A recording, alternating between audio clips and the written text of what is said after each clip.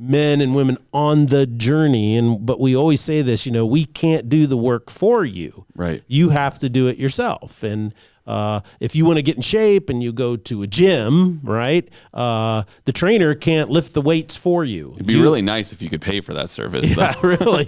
And then reap the results, right?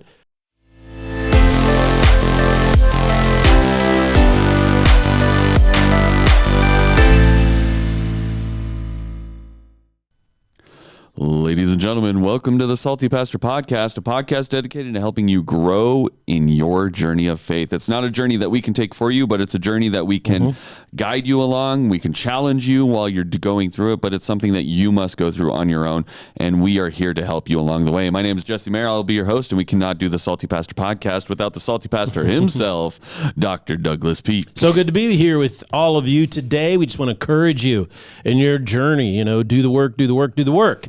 You're not going to ever be disappointed when you work and grow, particularly in your faith. It just has dramatic impact on your life throughout the course of your entire life. And that's why we're doing this series based on the future is male and female. It's helping men find what it means to be an authentic man and discover the masculine soul within their heart. What does that really mean? And how did God wire you? And what do all these drives within you actually mean, and where do they come from? And women, how do you find your authentic self, and where do all these drives and these things come from within you? What do they mean? And then ultimately, the more we understand the way God created us as males and females, the way God is designed us with these drives, sometimes desires, then we can also understand how the taint of sin can kind of warp those. And so this is a series of discovering your authentic self as a man or a woman, and then also how Satan wants to use the best parts about you against you in your journey throughout life. So that's kind of what we're focusing on when we talk about the future is male and female.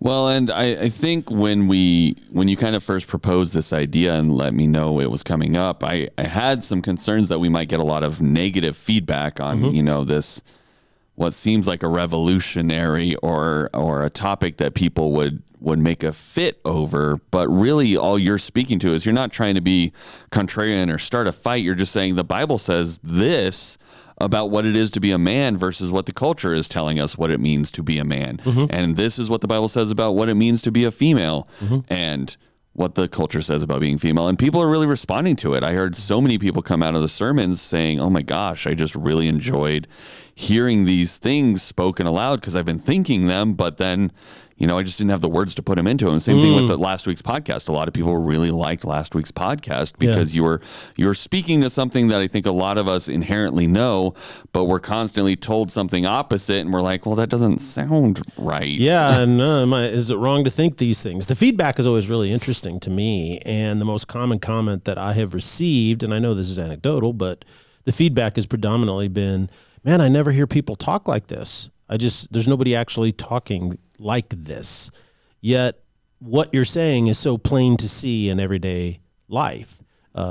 Males do better when we celebrate masculinity and what it brings to the table instead of denigrating it and trying to engineer it out of existence.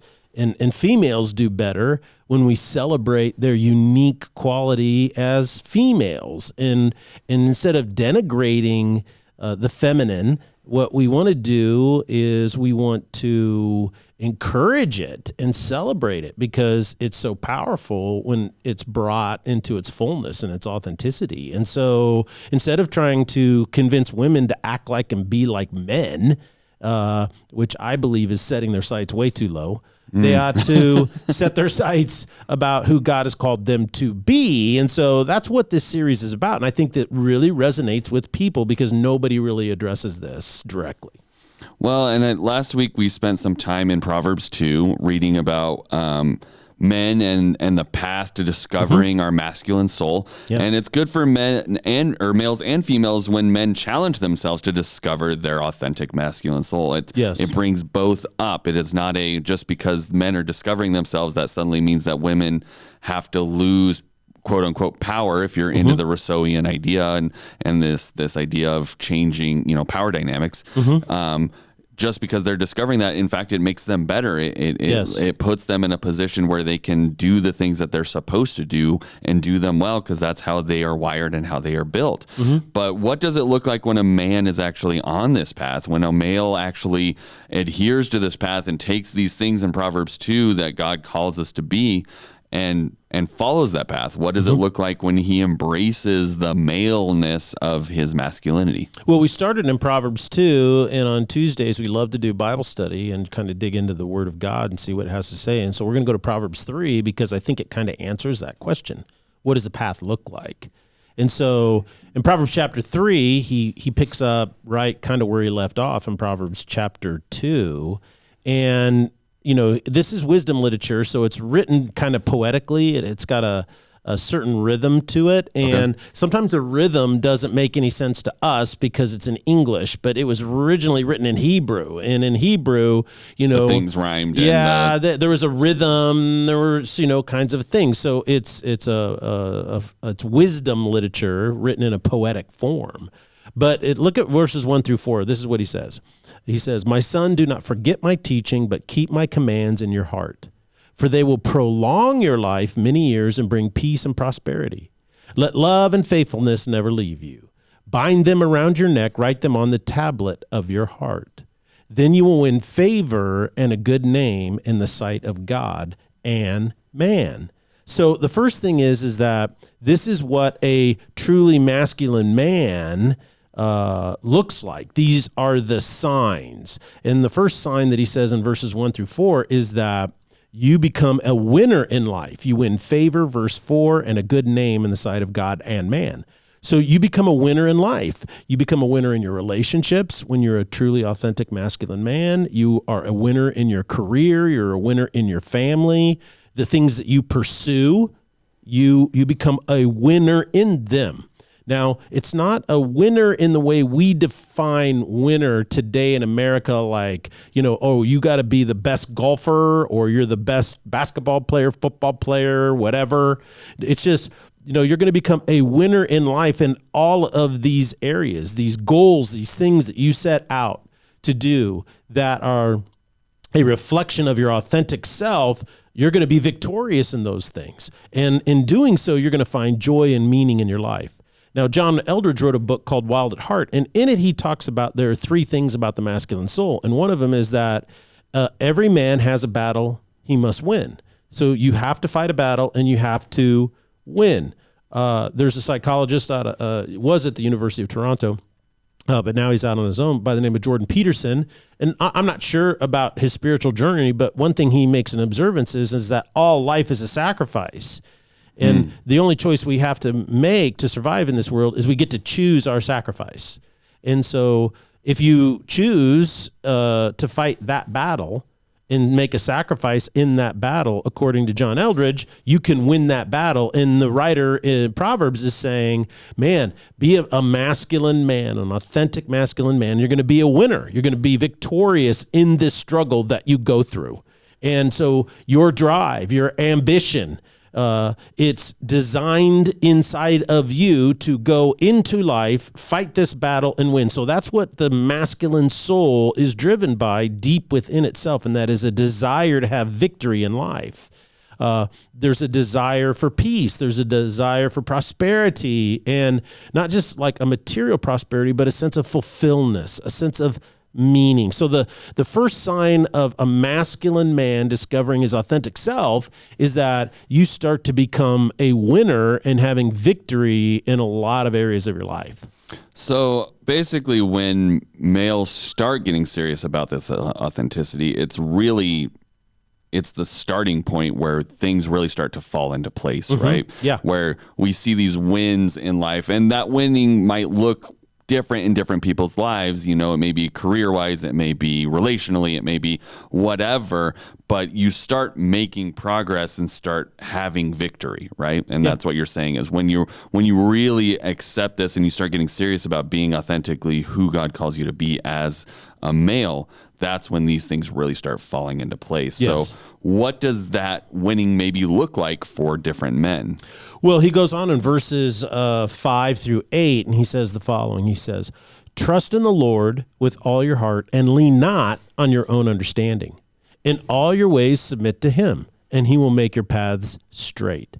Do not be wise in your own eyes. Fear the Lord and shun evil. This will bring health to your body and nourishment to your bones. So what it does is it brings an overwhelming sense of purpose in your life. You know, it brings health to your body and nourishment to your bones. And it's when you trust in the Lord with all of your heart. So when a male attempts to live only for himself, his purpose derives from himself.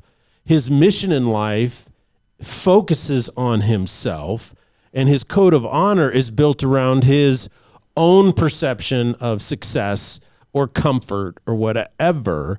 Then he loses his authentic masculine soul. You see, what he's saying is trust in the Lord with all of your heart, lean not on your own understanding. So a truly authentic masculine man understands the path to authentic masculinity doesn't lie within myself. It lies in living for something bigger than myself. It's something outside of myself. So authentic men discover themselves when they are actually committed to living for something bigger and outside of themselves.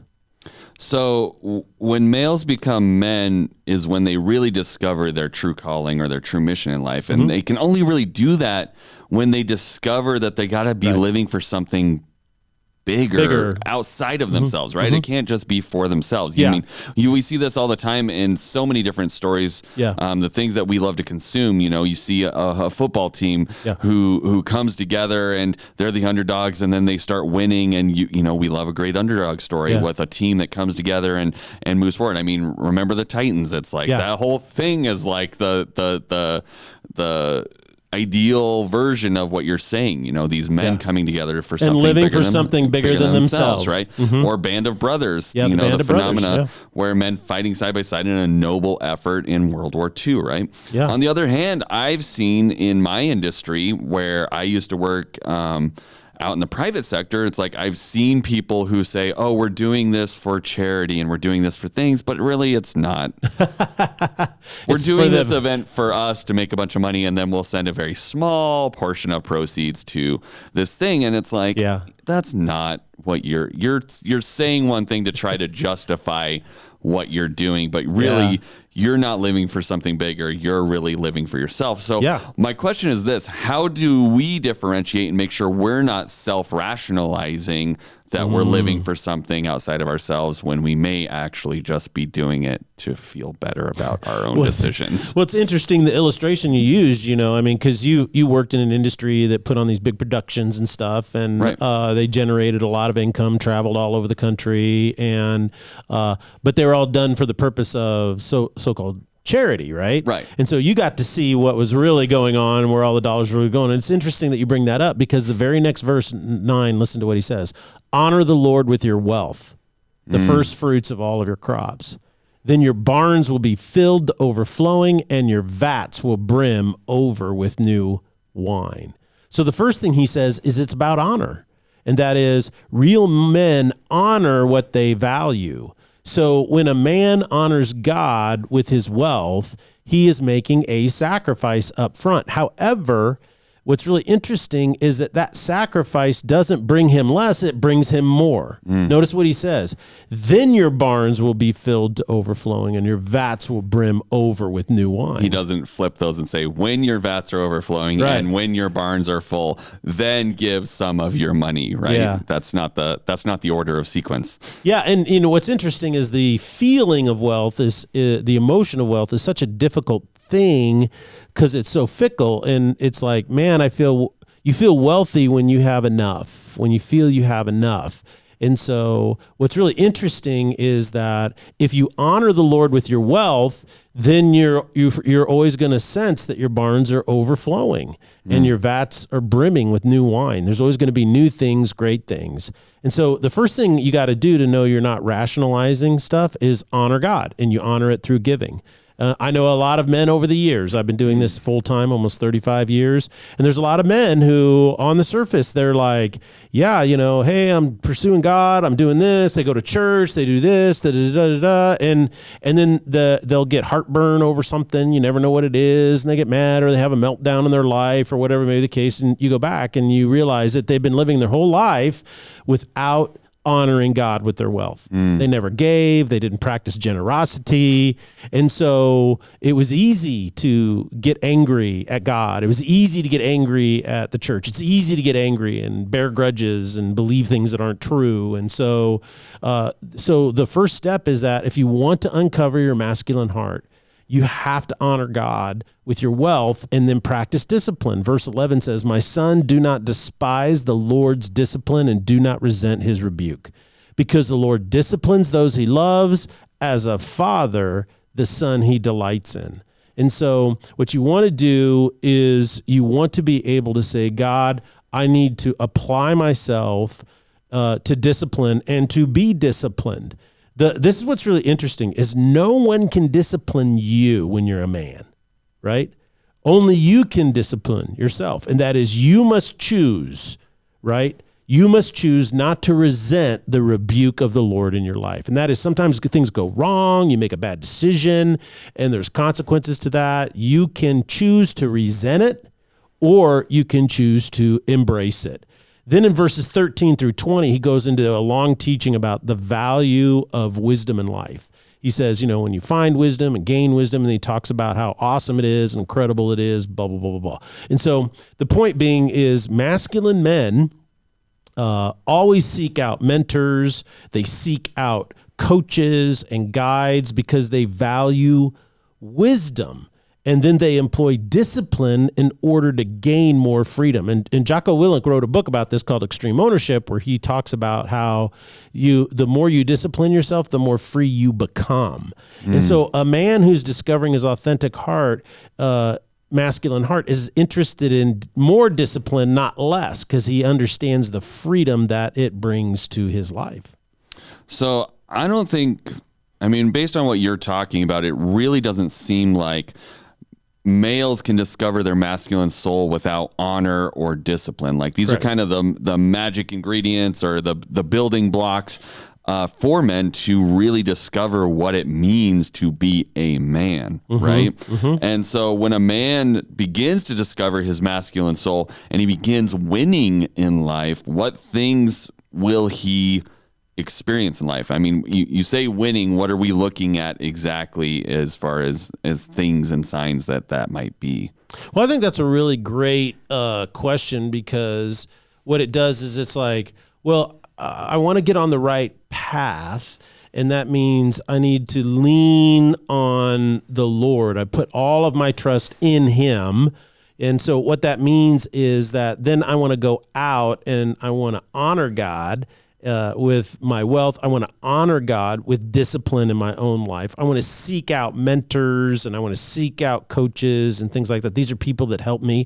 And in a sense, that's what the Salty Pastor is about. Our goal is to help coach and facilitate men and women on the journey. But we always say this, we can't do the work for you. Right. You have to do it yourself. And if you want to get in shape and you go to a gym, right, the trainer can't lift the weights for you. It'd be really nice if you could pay for that service. Yeah, really. And then reap the results, right? But you can't reap the results if the trainer lifts the weights for you. The trainer can say, this is the best way to do it. This is the best balance. This is, how not to injure yourself. And they can coach you and they can inspire you and they can bring discipline, hey, I'm here waiting for you. But in the end, you got to lift the weights and do the stretches and so forth. And then you reap the results. You're doing the work. You reap the results. And that's really the key here is that when a man starts to discover his masculine, authentic self, in God by trusting in him, living for something outside of himself, then he's going to have a winning victories in his life. These things are going to pile up and create momentum, like a giant flywheel. A lot of people are not familiar with what a flywheel is, but it was on the old tractors, the old machine. They would put this gigantic lead disc on the front of this thing, and they'd hook it to the drive shaft. And the drive shaft, or the camshaft, is this thing that lifts and generates the power whenever the piston fires and makes this thing spin in a circle. And so what would happen is on the real old tractors and stuff like that is that it would fire every third or, every second or fourth stroke, depending upon a 4-stroke or 2-stroke engine. It would fire every few times. Well, what happens is it would lose its momentum, right? So they mounted this gigantic lead disc on the front. And once that thing got spinning, it didn't matter if it misfired or not. It just kept going because it had so much weight behind it, the inertia, right? And so that's called a flywheel. And so what the point of that is that your life, when you're on the path of God and you're discovering your masculine soul, you have a flywheel effect, a positive momentum, so that good things are happening, even when you're having a bad day. Or it could be another version would be like a snowball. We've heard about that in Financial Peace University. They talk about the debt snowball. You start making progress and it starts building and you start compounding. It gets bigger and bigger. Yeah, and it's like even if you do have little setbacks, you're already have so much momentum and inertia and energy moving forward that those little setbacks don't cause the same issue they would have if you were less. Yeah. You could your journey. You could take a snowball and you could make one in your hand and throw it at a tree and it's just going to go poof. Right. But if that snowball's at the top of the hill and it gets bigger and bigger and bigger and it's the size of a bus, when it hits that tree, it's going to take out the tree. Right. And so, that's a concept of what he's talking about here. So in verse 21, listen to what he says. And here's the practical things that happen from this momentum. Okay. First one, he says, do not let wisdom and understanding out of your sight. Preserve sound judgment and discretion. Then they will be life for you, an ornament to grace your neck. So then you will go on your way in safety and your foot will not stumble. So this momentum of the flywheel or the snowball creates safety. It creates better decisions in your life. You see, so that's one thing, is that you just start making good decisions, better decisions. That's that wisdom that you get. There's a story I tell of a young man who got an internship at a Fortune 100 company, and he was going in each morning really early. And one morning he got on the elevator, and guess who was in the elevator? It was the CEO. And he was like, oh my gosh, this is my one chance.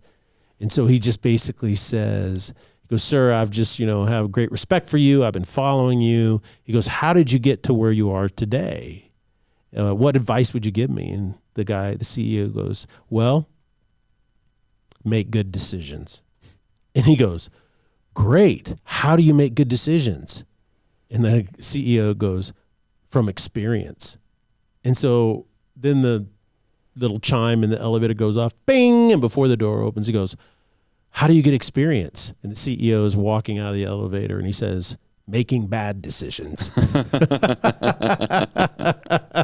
I always thought that was funny, but it's so true, is that we learn more from our bad decisions than our good decisions often. Right. We really do. That's how we learn as human beings. We tend to learn from our mistakes much more than we learn from our achievements.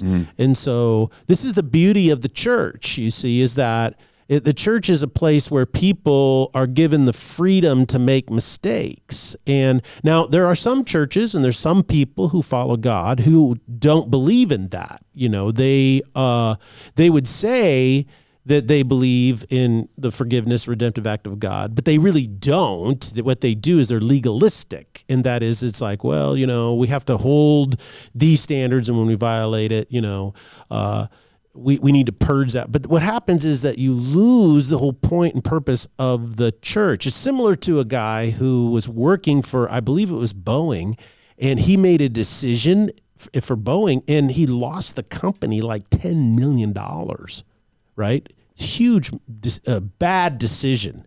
And so he goes into the vice president of, I don't know if it was finance or operations, and he says to him, hey, I've come to submit my resignation for making this massive mistake. And the COO turns to him and he says, well, I'm not going to accept your resignation. He goes, why? He goes, because that we just bought $10 million of experience. And I don't want to lose that deal. And that guy then went out and he became one of the best leaders that Boeing had ever had because he learned from that mistake. And even though it was super expensive for the company, the COO at the time recognized that staying and going would be better for the company, and it was. And that's what he says here, safety and good decision making. He goes on to say another sign that you're going to see in your life when you start discovering your masculine soul is this: when you lie down, you will not be afraid. When you lie down, your sleep will be sweet. A lot of men, they can't sleep unless they have a few drinks because, even as they have all this pressure on them, right? This pressure to provide for their family, pressure to keep their boss and their clients happy, pressure to live up to the expectations of extended family members, pressure, and so they just feel all this pressure on their lives. And he says, look, if you pursue your masculine self, your true authentic masculine self in God, you're going to start to sleep really well because you're not going to be motivated by fear anymore. And you're going to be set free from the anxiety and pressure that you feel in your life. I mean, that right there and alone, I think, is a sweet deal for a man. Absolutely. He goes on to say this, verse 25, have no fear of sudden disaster or the ruin that overtakes the wicked, for the Lord will be at your side and will keep your foot from being snared. So when you pursue masculinity and your authentic self in God, what you're going to do is you're going to find the path protects you in a lot of ways. There's always tragedies in life. Right? It doesn't matter what happens. The best made plans always go afoul. And so if you start a company or a business or you get married and start a family, you're going to be blessed for some years. There's going to be 7 years of plenty, and then there might be 7 years of famine. You see? But the thing about it is that by following the path of the Lord, you're prepared for that. You see, one of the things is if you're honoring God with your wealth, right? One of the first things you're going to do is you're going to say, oh, that means I have to give it all to God. No. God says, if you honor me with your wealth, the first thing you're going to do is you're going to manage it well. You learn this in Financial Peace University. How do you get peace in this Well, you have to have a budget. You have to live on it. And there's a basic principle that's very simple, but very few people follow, and that is spend less money than you make. It's a very hard principle for a lot of people in America these days. Just spend less than you make. So the way I honor God is I give to him first fruits, and then I am going to spend less than what I have. Guess what happens when tragedy hits? You're not wiped out. You're not blown away about it because you have savings. You have a way to be prepared for it. So that happens when you are following the path of Christ and discovering your authentic masculine soul. He then goes on to say, you're going to be a person, it says, do not withhold good from those to whom it is due when it is in your power to act. Do not say to your neighbor, come back tomorrow and I'll give it to you when you already have it with you. So you become a dependable person, a rock for others. You can contribute when you can contribute. When you can't, you don't. It's just it just gives you peace because you know when to say yes, you know when to say no, and you don't fret about it or lose sleep over it because you're following the path of authentic masculinity. It says, do not plot harm against your neighbor who lives trustfully near you. Do not accuse anyone for no reason, for they have done you no harm. Do not envy the violent or choose any of their ways, for the Lord detests the perverse but takes the upright into his confidence. So he says, what happens is you start to realize, man, I don't need to be a vengeful person. I don't need to be a self-righteous person to make myself feel better about myself. I don't need to pursue all these things. I don't need to attack other people. I don't need to play office politics. I don't need to go in and crush my opponent in that deal. I can work for a win-win. And what happens is you realize, wow, that flywheel momentum gains, more momentum, not less. So he says, and what's really interesting is he says, look, in the end, you have to understand a simple principle. Verse 33, the Lord's curse is on the house of the wicked, but he blesses the home of the righteous. He mocks the proud mockers, but shows favor to the humble and oppressed. The wise inherit honor. Fools get only shame. So what he's saying is that you can pursue the path of self-valuation. I'm going to value myself. I'm going to rationalize my decisions to get what I want out of life. And you might be happy some, you might be sad something, but in the end, what he's going to say is that rejecting God is a path of wickedness. And he goes, follow the path, discover who you're truly meant to be, and then you're going to walk in the fullness of all of these promises and all of these things. Why? Because God shows favor to the humble. The wise inherit honor, and he blesses the home of the righteous.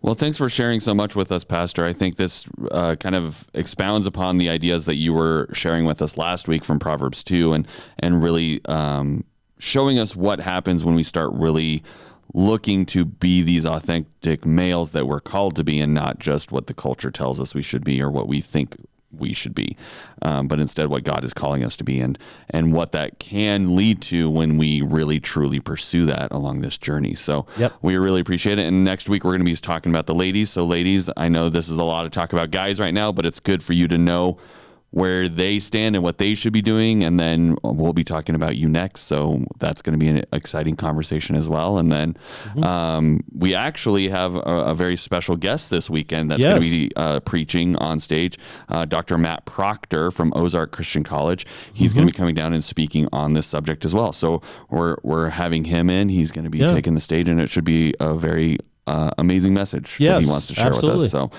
make sure you guys tune in for that. He won't be joining us on the podcast, but we'll do our best to hold down the fort. We'll do our best. We've done 180 something episodes without him. I think we'll be okay. So thank you guys so much for joining us, and we'll see you on Thursday here on the Salty Pastor Podcast. Blessings.